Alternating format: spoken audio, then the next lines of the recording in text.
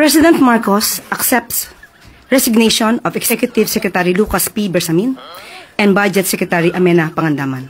Ang nakakagulat lang kasi na inanunsyo, ang Malacanang mismo ang nag-anunsyo na nag-resign ang dalawa. Na hindi pa pala nagre-resign nung inanunsyo. Biglang sasabihin ngayon ni dating Executive Secretary Bersamin, hindi siya nag-resign at all. Hindi yung nag-resign late, hindi siya nag-resign at all. Ganun. Ang akala ko, nag-resign siya after na inanunsyo. Never nagsumite si E.S. Bersamin ng resignation letter. Hanggang ngayon. Hanggang ngayon. So siguro ang tanong doon, na kailangan na may paliwanag ng Malacanang, bakit ang sabi ng tagapagsalita, nag-resign out of delicadeza? Oo. Parang, ngayon, may problema ngayon sila, magpaliwanag. Magpaliwanag. Hindi pa nga tapos yung isang problema. Meron na kailangan ipaliwanag ngayon.